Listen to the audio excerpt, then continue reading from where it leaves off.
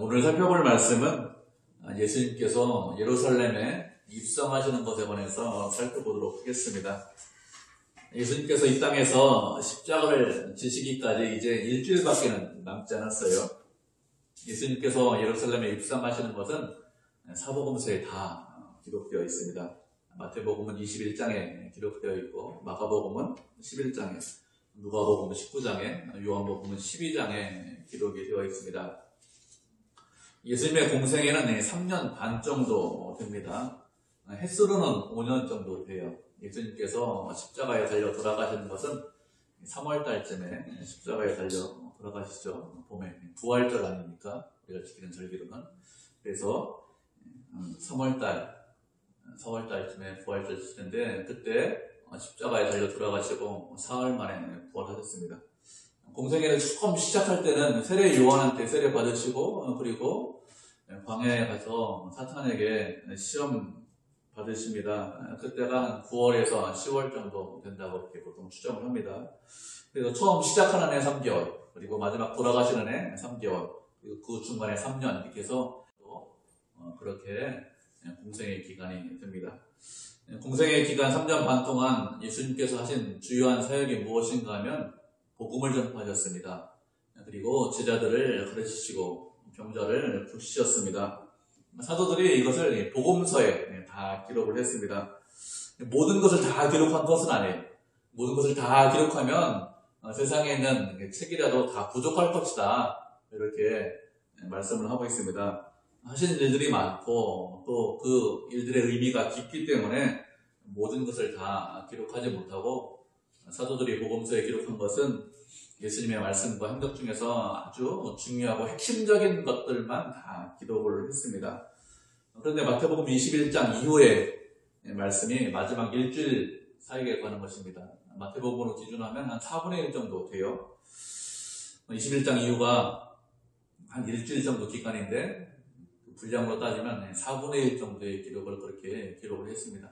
다른 복음서도 마찬가지예요. 한 4분의 1 정도 기록을 한 일주일 정도 분량 기간인데, 분량은 상당히 많이 기록을 했습니다. 이렇게 많은 분량을 할애해서 기록한 이유가 무엇이냐? 그것은 마지막 일주일, 그 일주일이 중요하기 때문에, 일주일 동안 말씀하신 것, 사역하신 것들이 중요해서 그렇게 집중적으로 많이 기록을 했습니다. 예수님께서 예루살렘에 입성하셨는데 언제 입성하셨느냐? 지금으로 따지면 주일날, 이렇게 오늘 예배드리는 주일날 입성하세요. 그리고 그 주 금요일날 십자가에 달려 돌아가시는 것입니다. 그러니까 일주일 정도밖에 남지 않았죠. 1절에 보면 예수님께서 예루살렘에 가까이 오셨습니다. 감람산 벳박에 이르렀다, 이렇게 말씀을 하고 있어요. 벳박에는 예루살렘 동쪽으로 한 1.5km 정도 떨어진 그런 지명의 이름이 벳박에입니다. 이렇게 벳박에 이르자 두 제자를 건너편 마을로 보냈습니다. 그러면서 두 제자에게 말씀하시기를, 건너편 마을에 가면 거기에 나귀 새끼가, 그리고 나귀가 매여 있는데 그것을 풀어서 끌고 와라, 이렇게 말씀을 하셨습니다. 마가복음에 보면 이 나귀가 어떤 나귀인가 하면 이전에 한 번도 사람이 타보지 않은, 한 번도 물건을 싣지 않은, 그런 사용하지 않은 그런 나귀입니다. 그런 나귀와 나귀 새끼가 있는데 그것을 풀고 오라, 이렇게 했습니다. 제자들에게 이렇게 말씀하셨는데 이 말씀 좀 이상하지 않습니까? 좀 이상한 말씀이에요. 왜 그런가 하면, 제자들이 건너편에 건너가서 나귀를 끌고 오면 그러면 어떻게 할까요? 나귀 주인이 뭐라고 할까요? 왜 당신들 그 나귀 끌고 갑니까? 이런 얘기 하지 않겠습니까? 실제로 누가복음에 보면 나귀 주인이 물어봤다고 했어요. 당신들 왜 끌고 갑니까? 이렇게 물어봤다고 했습니다. 우리가 나귀 주인이라고 해도 어떤 사람이 나귀 끌고 가면 왜 끌고 가요? 당신들 뭐예요? 뭐 이렇게 하면서 당연히 물어볼 것입니다. 이런 일이 있을 것을 아시고 예수님께서 무엇이라고 말씀하셨습니까? 주가 쓰시겠다, 이렇게 대답을 하겠습니다. 제자들이 예수님께서 하신 말씀대로 주가 쓰시겠다, 이렇게 이야기를 하자 그 주인이 어떻게 합니까? 나귀를 그냥 풀어서 줬습니다. 주가 쓰시겠다, 무슨 뜻이죠? 하나님께서 쓰시겠다, 이런 뜻입니다.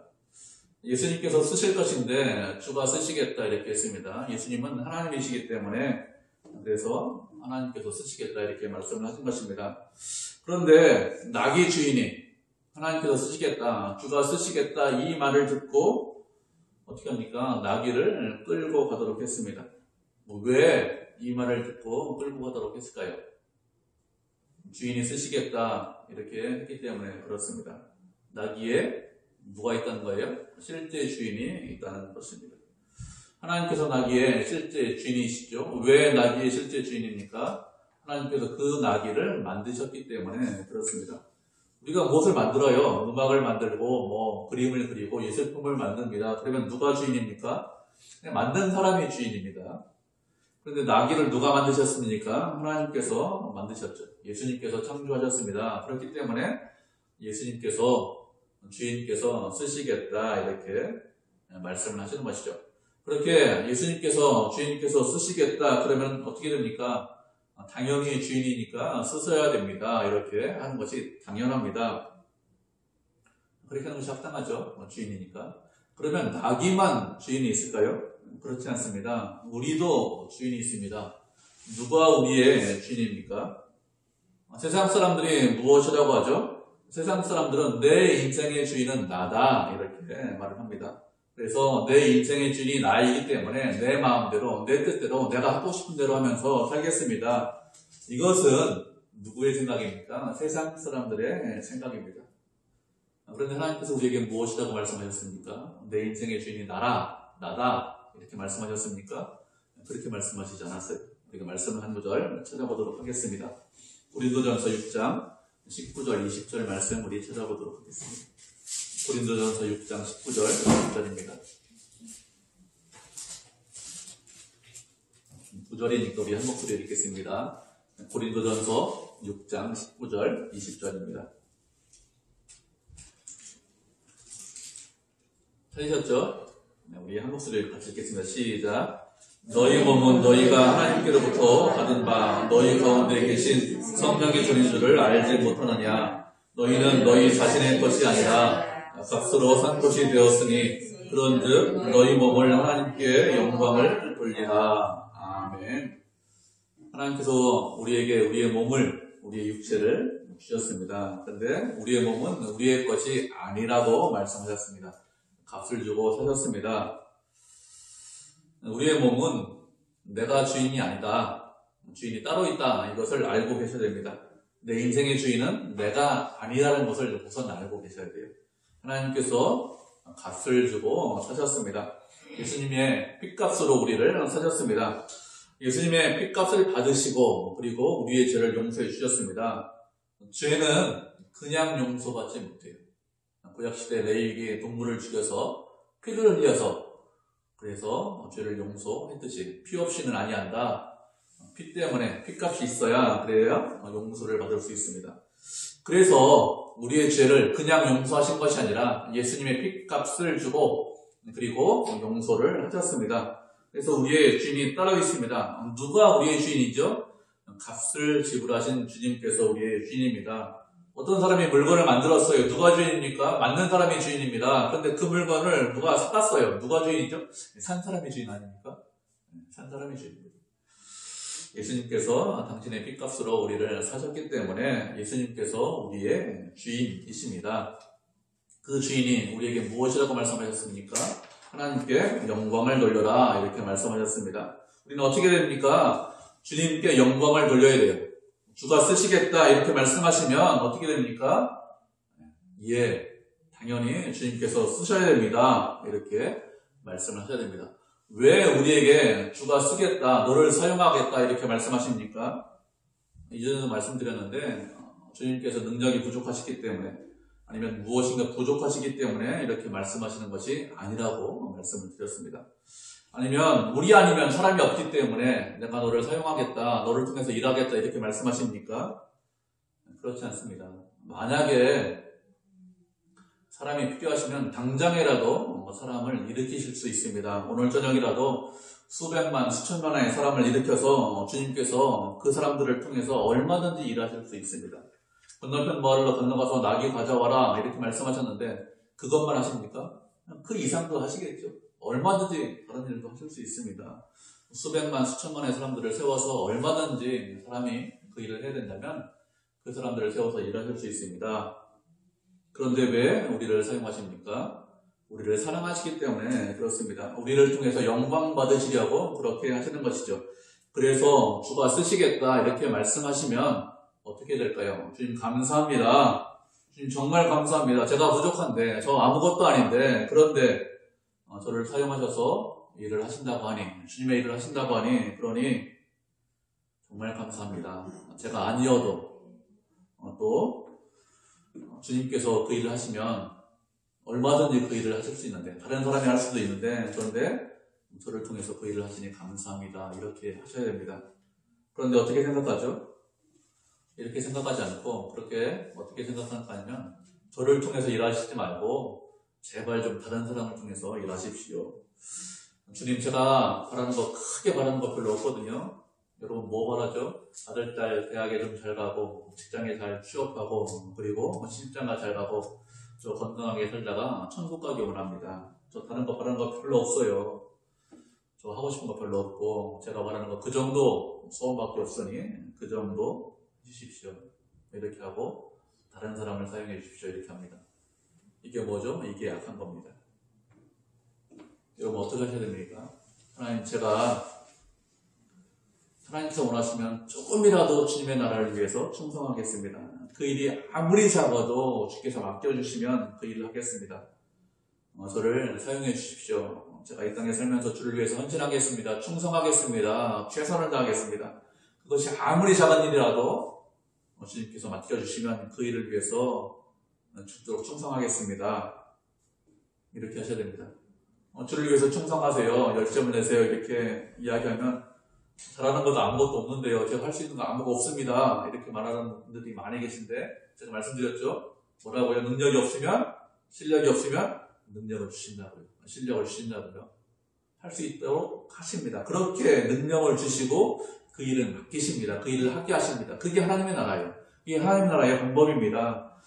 뒤로 물러가시면 주께서 기뻐하시지 않습니다. 주님께서 쓰시겠다 이렇게 말씀하시면 주님 모든 것을 주님께서 주셨기 때문에 주님께서 쓰시는 것이 당연합니다. 저는 기쁨으로 드립니다. 이렇게 해야 됩니다. 그것이 믿음이죠. 다윗이 오르난의 토장마당에서 화목제사를 드린다고 하자 오르난이 어떻게 하죠? 예, 제가 제 것을 다 드리겠습니다. 나무도 드리고 소도 드리고 수레도 드리고 다 드릴 테니까 그것으로 화목제사 드리십시오. 이렇게 하죠. 다윗이 어떻게 합니까? 그냥 받지 않아요. 돈을 주고 그것을 삽니다. 하나님께 다 드리면 하나님께서 그것을 그냥 사용하셔도 아무런 문제가 없어요. 하나님의 것이니까요. 그런데 하나님께서 일반적으로 그렇게 하시지 않습니다. 우리가 다 드리면 그냥 받지 않습니다. 우리에게 더 좋은 것을 주십니다. 왜요? 하나님께서 우리를 사랑하신다니까요. 무엇이 부족해서 우리를 쓰시겠다, 우리 것을 사용하시겠다 이렇게 말씀하시는 것이 아닙니다. 그런데 주께서 쓰시겠다 이렇게 하면 어떻게 하죠? 다 도망갑니다. 주를 위해 헌신하고 충성하려고 하지 않습니다. 주의 영광을 위해서 살아야 되는데 그렇게 살려고 하지 않아요. 혹시 다른 사람들은 그렇게 하셔도 그렇게 해도 다 도망가도 우리는 그렇게 하지 않으셔야 됩니다. 주님 뜻대로 하겠습니다. 제가 충성하겠습니다. 제 것을 사용하시니 감사합니다. 저를 들어서 쓴다고 하시니 정말 감사합니다. 이렇게 하는 것이 주님을 사랑하시는 거예요. 이렇게 하셔야 됩니다. 주님에게 영광을 돌리셔야 하고 주님을 사랑하셔야 됩니다. 그렇게 하는 것을 주님께서 기뻐하십니다. 제자들을 건너편 마을로 보내서 나귀하고 나귀 새끼를 풀어와라 이렇게 말씀을 하시자 제자들이 순종해서 그 나귀 새끼를 풀어왔습니다. 그리고 그 나귀 새끼를 타고 입성을 하십니다. 이 일에 대해서 무엇이라고 말씀하십니까? 이렇게 하신 것은 선지자를 통해서 말씀하신 것을 이루기 위해서 이렇게 하셨다 이렇게 말씀하고 있습니다. 선지자를 통해서 이렇게 예언의 말씀을 하신 것이죠. 무엇이라고 미리 말씀하셨는지 우리가 말씀을 한 구절 찾아보도록 하겠습니다. 스가랴 9장 9절 말씀입니다. 스가랴 9장 9절 학계 스가랴 말라기 그 다음에 마태복음이에요. 그러니까 구약성경 어디쯤인지 알고 계시죠? 구약의 마지막입니다. 학계 스가랴 말라기 마태복음 마가 이렇게 되니까 스가랴 9장 9절입니다. 마태복음 좀 전에 말라기 전에 말라기 4장밖에 안 됩니다. 스가랴 9장 9절입니다. 찾으셨죠? 우리 한 목소리로 같이 읽겠습니다. 시작.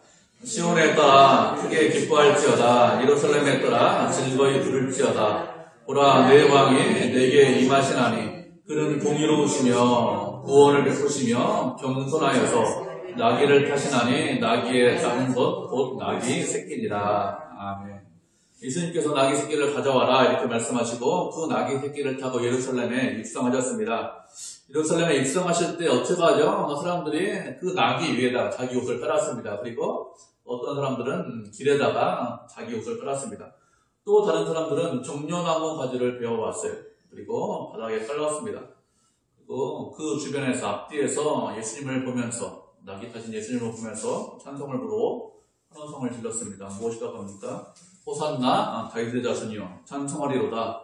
주의 이름으로 오시는 이여 가장 높은 곳에서 호산나 우리의 주상 다윗의 나라여 우리의 왕이여 하늘에는 평화여 이렇게 하면서 환호성을 질렀습니다.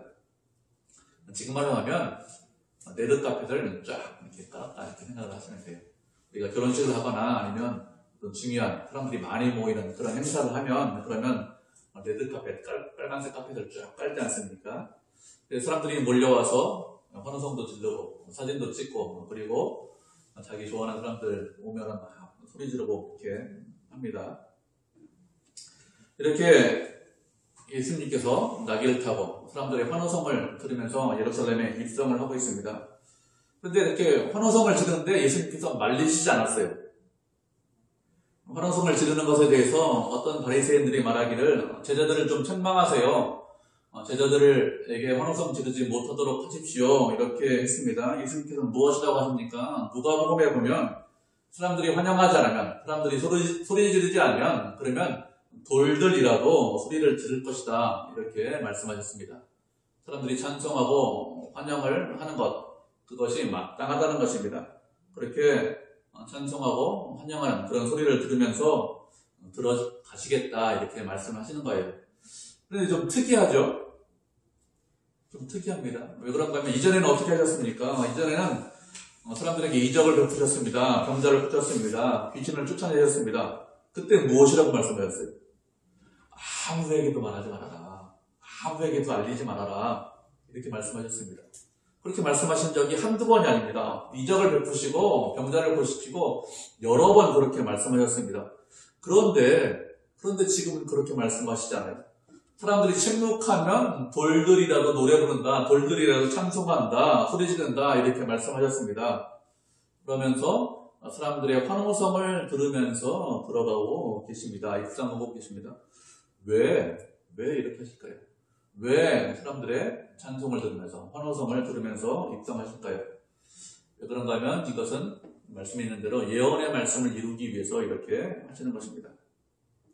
우리가 읽은 스가랴 말씀에서 스가랴 9장 9절에서 무엇이라고 했습니까? 시온에 따라 크게 기뻐하고 예루살렘의 딸들아 크게 즐거워하라고 했습니다.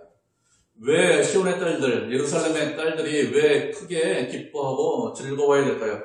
왜 그런가 하면 왕이 임하시기 때문에 그렇습니다. 예루살렘에 왕이 임하시기 때문에, 예루살렘에 왕이 입성하시기 때문에 크게 기뻐하고 크게 즐거워하는 거예요. 예수님께서 예루살렘을 나귀를 타고 들어가시는 것은 그냥 들어가시는 것이 아닙니다. 온 세상의 왕으로 예루살렘에 입성을 하시는 것입니다. 온 세상의 왕으로 예루살렘에 들어가서 그래서 무엇을 하십니까? 이제 빌라도의 법정에 서실 것입니다. 하나님의 명령에 순종해서 십자가를 지실 것입니다. 세상에 있는 젊은 납비, 그냥 젊은 청년 하나가 예루살렘에 그냥 들어가는 것이 아닙니다. 예수님께서 십자가를 지신 것은 그런 의미로 십자가를 지신 것이 아니죠. 누가 십자가를 지셨습니까? 온 세상의 주인이시고 온 세상의 왕이신 예수님께서 십자가를 지신 것이죠. 참 하나님이시고 참 인간이신 하나님의 구속사역을 온전하게 이루실 그런 메시아가 십자가를 지신 것입니다. 그렇게 메시아가 십자가를 지셔야 그래야 그 십자가가 의미가 있습니다. 가치가 있습니다. 그렇지 않고 그냥 젊은 청년 하나가, 젊은 납비 하나가 십자가시면 그러면 무슨 의미가 있을까요? 그냥 젊은 청년 하나 죽은 거예요. 그게 무슨 의미가 있습니까? 아무런 의미가 없습니다. 예수님은 그런 의미로 예루살렘에 들어가신 것이 아닙니다. 온 세상의 구주로, 온 세상의 왕으로, 그래서 왕으로 예루살렘에 입성을 하시는 것이죠. 그래서 사람들이 환영을 하게, 소리를 지르게 그렇게 만드는 것입니다. 왜요? 우리의 왕이시기 때문에 그렇습니다. 우리의 왕이신데 그 왕이 입성을 하는데 무엇을 타고 입성하고 있습니까? 나귀를 타고 입성하고 있습니다. 그것도 새끼 나귀를 타고 입성하고 있습니다. 이전에 사람들을 한 번도 태우지 않은, 이전에 짐을 한 번도 치른 적이 없는 그런 나귀 새끼를 타고 입성하셨습니다. 보통 왕이 입성하면 무엇 타고 입성하죠? 보통 왕이 입성하면 말을 타고 입성을 합니다. 백마 타고 입성해요.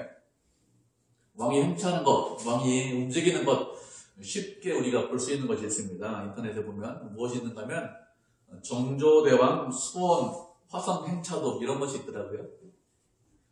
왕이 행차할 때 이렇게 했을 것이다. 그 그림을 보면, 행차도를 보면 어느 정도 이렇게 상상할 수 있습니다. 그거 잘 보니까 왕은 가마 탔어요. 정조는 가마를 탔더라고. 앞뒤에 이렇게 사람들이 쭉 있습니다. 그리고 조금 떨어져가지고 장군 같아. 말을 타고 있는 사람들이 있고, 그 바깥에 사방으로 병사들이 쭉 이렇게 많이 늘어섰더라고요. 창을 든 병사들이. 그러면서 이렇게 쭉 수원, 화성으로 이렇게 행차하는 그런 그림이 있습니다.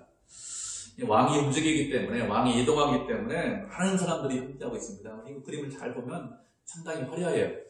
상당히 멋있는, 그렇게 행차를 하고 있더라고요. 왕이 입성할 때 말을 타는 이유가 무엇일까요? 말을 타는 것은 권위의 상징이기 때문에 그렇습니다. 그래서 왕은 대부분 말을 타고 입성합니다. 늠름하고 장단하고 이겼다, 이렇게 이런 의미로. 근데 예수님께서 예루살렘을 입성하시는데, 왕으로 입성하시는데 말을 타는 것이 아니라 나귀를 타고 입성을 하십니다. 그러면 왜 나귀를 타고 입성을 하실까요? 나귀 끌고 와라 이렇게 말씀하시는 것이 아니라 말 끌고 와라 이렇게 말씀하시면 말 타고 입성하실 수 있습니다. 그런데 그렇게 말씀하시지 않고 나귀 중에서 새끼 나귀를 타고 입성하셨습니다. 그 전에 짐을 싣지 않고 이전에 사람을 태우지 않은 그런 새끼 나귀를 타고 입성하셨는데, 그렇게 하신 이유가 무엇이냐? 첫 번째는 거룩한 목적을 이루기 위해서 그렇게 하신 것입니다. 우리가 하나님께 무엇을 드릴 때는 다 구별해서 하나님께 드립니다. 구약시대에 하나님께 드릴 때는 어떻게 드렸죠? 사람들이 사용하는 것을 드린 적이 없습니다. 새 것을 다 드렸습니다. 요즘은 그런 분들 별로 없는 것 같아요. 예전에 헌금 드릴 때 돈을 이렇게 다리미로 이렇게 다려서 드리는 분들이 꽤 있었습니다. 돈 다리미 다려보셨습니까? 다리미 다리면 어떻게 되죠? 빳빳해집니다. 네, 새 것처럼 되죠. 왜 그런가 하면 하나님께 드릴 때 구별해서 드리기 위해서 그렇게 하는 것입니다. 예수님도 하나님의 뜻을 이루기 위해서 이전에 한 번도 사람이 타보지 않은 그런 나귀를 타고 입성을 하시는 것입니다. 하나님의 뜻을 이루기 위해서. 그래서 새 나귀, 새끼 나귀를 타고 입성하셨습니다. 또 새끼 나귀를 타고 입성하신 두 번째 이유가 무엇이냐? 스가랴 9장 9절에 무엇이라고 말씀하고 있습니까? 그는 공의로우시며 구원을 베푸시며 겸손하여서, 그래서 나귀를 타시나니 나귀 작은 것 곧 나귀의 새끼라, 이렇게 말씀하고 있습니다. 왕으로 입성하시는 것이기 때문에 얼마든지 말을 타고 입성하실 수 있습니다. 그런데 나귀를 타신 것은 겸손하셔서 나귀를 타셨습니다. 예수님께서 공의와 구원을 베푸실 것입니다. 그렇게 사람들에게 공의와 구원을 베풀면 그러면 어떻게 될까요? 내가 그 일을 했다, 자신이 그 일을 했다, 이렇게 사람들은 자랑하고 드러내고 싶어 합니다. 사람들에게 칭찬을 받고 인정을 받고 싶어 합니다. 그런데 예수님은 어떤 분이죠? 예수님은 그런 분이 아닙니다. 예수님은 겸손하신 분입니다. 겸손하다는 것이 무엇이냐? 겸손하다는 것은 자기 자신의 위치가 어떤지 아는 것, 그것이 겸손한 것입니다. 자신의 위치를 알지 못해요. 그러면 그것은 교만한 것입니다. 예수님은 왕으로 입성하십니다. 그런데 누구에게 순종하고 있습니까? 하나님께 순종하고 있죠. 그 말씀에 순종하고 있습니다. 하나님의 영광을 위해서 십자가를 지셨습니다. 왕이지만 자기 자신을 드러내지 않고 누구를 드러내고 있습니까? 아버지 하나님을 드러내고 있습니다. 자신의 위치를 알고 자신의 영광을 위해서 사는 것이 아니라 하나님의 영광을 위해서, 아버지의 영광을 위해서 그렇게 하시는 것이죠. 예수님은 자신이 무엇을 해야 되는지 다 알고 계시고 순종하고 있습니다. 예수님은 겸손의 왕이십니다. 스스로를 낮추고 하나님을 드러내기 위해서 그래서 나귀를 타신 것입니다. 예수님께서 나귀를 타신 또 다른 이유가 무엇일까요? 세 번째 이유는 예수님께서는 평화의 왕이시기 때문에 그렇습니다. 왕이 입성하죠. 왜 입성할까요? 여러분, 왕이 왜 말을 타고 백마 타고 입성합니까? 왜 그런가 하면 보통 전쟁에 승리했기 때문에 그렇습니다. 승리한 것을 기념하기 위해서 입성하는데 어떻게 입성합니까? 많은 전리품을 가지고 많은 포로를 이끌고 당당하게 흰 말을 타고 왕복을 입고 입성합니다. 전쟁에 승리해서 입성합니다. 사람들은 그것을 보고 환호성을 지릅니다. 왜 환호성을 지르죠? 이겼기 때문에, 승리했기 때문에 이제는 우리에게 많은 것들이 돌아온다, 많은 것들이 생긴다. 이것 때문에 환호성을 지릅니다. 그런데 전쟁에 진 사람들은 어떻게 될까요? 그 전쟁에 진 사람들은 다 포로가 됩니다. 모든 것을 다 뺏기고 그 포로가 된 사람들은 다 노예가 되어버립니다. 세상은 평안을 말합니다. 그렇지만 진정한 평안은 없습니다. 세상의 평안은 어떤 평화일까요? 다른 사람들의 것을 빼앗아야, 그래야 그것을 평화라고 합니다. 내가 평안을 누리기 위해서 무엇을 합니까? 다른 사람의 것을 빼앗고 다른 사람을 짓밟고 올라가야, 그래야 평화를 누릴 수 있습니다. 그렇지 않으면 어떻게 되죠? 평안은 없고 노예로 전락합니다. 이렇게 상대방을 억눌러서 상대방의 것을 빼앗아서 누리는 평화는 진정한 평화가 아니죠. 예수님께서 평화의 왕으로 입성하시는데 그 평화는 세상이 말하는 그런 평화가 아닙니다. 예수님께서는 진정한 평화의 왕으로 예루살렘에 입성하시기 때문에 나귀를 타고 입성을 하시는 것입니다. 우리가 말씀을 한 구절 살펴보도록 하겠습니다. 에베소서 2장 12절부터 18절까지입니다. 에베소서 2장 12절부터 18절까지입니다. 한 절씩 교독하고 우리가 합독하도록 하겠습니다. 에베소서 2장 12절부터 18절입니다. 제가 먼저 읽도록 하겠습니다. 그때 너희는 그리스도 밖에 있었고 이스라엘 나라 밖에 사람이라. 약속의 언약들에 대해서는 외인이요 세상에서 소망이 없고 하나님도 없는 자이더니 이제는 전에 멀리 있던 너희가 그리스도 예수 안에서 그리스도의 이름으로 가까워졌느니라. 그는 우리의 화평이신지라 둘로 하나를 만드사 원수된 것 곧 중간에 막힌 담을 자기 육체로 허시고 정전의 이유의 율법을 빼앗으시니 이는 이 불법하게 하여서 하나님을 지키어 또 십자가로 이 둘을 한 몸으로 하나님과 화목하게 하려 하심이라. 원수된 것을 십자가로 소멸하시고 또 오셔서 너희는 너희에게 평안을 전하시고 가운데 있는 자들에게 평안을 전하셨으니. 18절 읽겠습니다. 이는 그로 말미암아 우리 둘이 한 성령 안에서 아버지께 나아감을 어떻게 하려 하심이라. 아멘. 그때 너희는 그리스도 밖에 있었고 이스라엘 밖에 있었고 언약에 대해서는 외인이고 그리고 세상에 대해서는 소망도 없고 하나님도 알지 못하는, 하나님도 없는 그런 사람들이라고 했습니다. 누구죠? 이방인들에 대해서, 우리에 대해서, 이스라엘 민족이 아닌 사람들에 대해서 말씀을 하고 있는 것이죠. 이방인들, 우리들은 세상에서 아무런 소망도 없이 또 하나님도 없이 그렇게 살았습니다. 그런데 멀리 있는 우리가 예수 그리스도의 피로 가까워졌습니다. 예수님은 화평이시기 때문에 둘을 하나로 만드셨습니다. 서로 원수입니다. 원수이기 때문에 서로 죽여야 됩니다. 그런데 그 원수이기 때문에 중간에 막힌 담이 있는데 그 담 안으로 어느 누구도 들어갈 수 없는 그런 담인데 예수님께서 중간에 있는 막힌 담을 허물어 치고 그리고 둘을, 이방인과 유대인을 하나로 만드셨습니다. 그래서 그리스도 안에서 이방인이다, 유대인이다 이런 구별이 없어졌습니다. 전에는 원수였습니다. 그 전에는 막힌 담이 있었습니다. 그런데 허물어졌기 때문에 이제는 원수가 아니고 형제입니다. 주 안에서 우리가 하나이죠. 주님 안에서는 유대인이다, 이방인이다, 부자다, 가난한 자다, 남자다, 여자다, 나이가 어리다, 나이가 많다 이런 구분이 없죠. 여러분 세상은 어떻습니까? 세상은 이런 구분이 있습니다. 세상은 다 구분하죠. 지금 세상 보면 다 압니다. 부자다, 가난한 자다, 남자다, 여자다, 나이가 많다, 적다 이렇게 하면서 서로 구분하고 어떻게 합니까? 서로 원수고 서로 적입니다.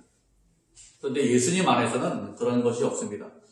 예수님께서는 우리의 중간에 있는 막힌 담을 허무셨습니다. 그래서 우리는 하나입니다. 이렇게 예수님은 진정한 평화, 진정한 화평의 왕이십니다. 또 예수님께서 무엇을 하셨습니까? 우리를 한 몸으로 만드셨습니다. 그리고 십자가로 누구와 화목하게 하셨습니까? 십자가로 하나님과 화목하게 하셨어요. 진정한 평화, 진정한 화평은 누구와 화목해야 진정한 평화가 있습니까? 하나님과 화평해야 그래야 진정한 평화가 있어요. 우리끼리만 화목하면 진정한 평화가 없죠. 진노가 눈앞에 있는데, 형벌이 눈앞에 있는데 무슨 평화가 있겠습니까? 하나님을 두려워하는 사람들에게는 평화가 없습니다. 그들에게는 가짜 평화죠. 두려움만 있을 뿐입니다. 하나님과 화목해야 그래야 진정한 평화가 있습니다. 예수님께서는 십자가로 우리를 하나님과 화목하게 했습니다. 그래서 우리가 주 안에서 진정한 화평과 진정한 평화를 누릴 수 있게 되었습니다. 예수님은 누구시죠? 평강의 왕이십니다. 화평의 왕이십니다. 평강의 왕이시기 때문에 말이 아니라 나귀를 타고 입성을 하신 것입니다. 다른 사람을 억누르고 다른 사람의 것을 빼앗아서 그래서 화평을 누리는 왕, 그 왕, 세상 왕은 말을 타고 입성합니다. 그러나 예수님은 그런 분이 아니죠. 다른 사람의 것을 빼앗는 그런 분이 아닙니다. 우리의 것을 빼앗아서 그래서 평화를 누리는 그런 분이 아니죠. 우리의 것을 가져가셔서 평화를 만드시는 그런 분이 아닙니다.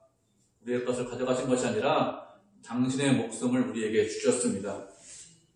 십자가에 달려 돌아가심으로 평화를 주셨죠.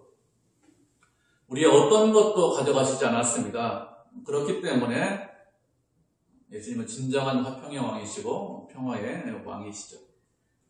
이렇게 예수님께서 나귀를 타고 입성하시자 10절을 보면 온 성이 요동했다고 했습니다. 온 성이 요동했다는 것은 예수님의 입성하는 것이 화려하기 때문에 많은 사람들이 환영했기 때문에 온 성이 요동했다 이렇게 하는 것은 아닙니다. 6월절이기 때문에 평소보다는 많은 사람들이 있었습니다. 그렇지만 예수님께서 나귀 타고 입성하시는데 얼마나 많이 걸렸을까요? 1.5km인데 몇 분 안 걸렸을까요? 나귀 타고 쭉 가시면, 그죠? 짧은 시간 동안 입성하셨습니다. 짧은 동안 입성하셨지만 많은 사람들에게 영향을 미쳤기 때문에 온 성이 소동했다고 하는 것입니다. 세상적으로 영향을 미쳤다 이런 뜻은 아닙니다. 대규모 행사를 했으면 어떻게 됐을까요?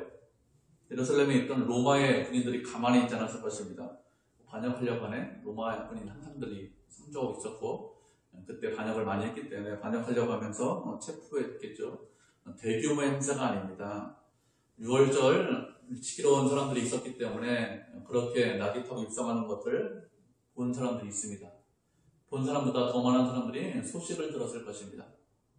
들은 사람들이 훨씬 더 많아요.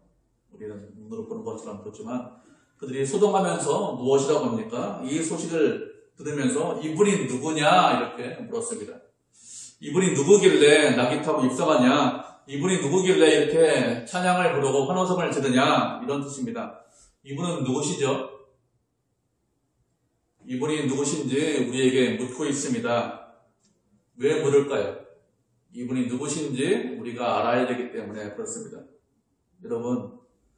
여러분에게, 우리에게 예수님은 누구십니까? 예수님은 우리의 왕이십니다. 겸손의 왕이시고 평화의 왕이시죠. 또 순종의 왕이십니다. 예수님은 이 땅에 왕으로 오셨습니다. 그렇지만 그분은 평화의 왕으로 순종의 왕으로 이 땅에 오셨기 때문에 나귀를 타셨습니다. 겸손의 왕으로 오셨기 때문에 나귀를 타셨습니다. 예수님은 순종의 왕이시기 때문에 하나님의 말씀에 순종하셨습니다. 십자가를 지셨습니다. 우리의 왕이 이렇게 하셨습니다. 우리의 왕이 이렇게 하셨기 때문에 우리가 무엇을 해야 될까요? 우리도 우리의 왕처럼 해야 됩니다. 우리의 왕을 우리의 마음에 모시고 우리의 왕을 따라가야 되겠죠. 우리의 왕처럼 하나님과 화평해야 됩니다. 또 우리의 왕처럼 우리의 것을 주어서, 왕의 것을 주어서 우리와 화평했듯이 우리의 것을 주어서 우리의 이웃과 화평해야 됩니다. 우리의 위치를 잘 알고 늘 겸손하셔야 됩니다. 말씀에 순종해서 하나님께 영광을 돌리셔야 됩니다. 그렇게 하는 것이 왕을 섬기고 왕을 따라가는 거예요. 왕이 누구시냐? 이분이 누구시냐? 왜 묻겠습니까? 그게 왕을 섬기고 따라가라고 그렇게 묻는 것이죠. 그렇게 왕을 섬기고 따라가서 하나님께 영광을 돌리는 믿음의 성도, 은혜의 성도가 되시기를 주님의 이름으로 축복을 드립니다.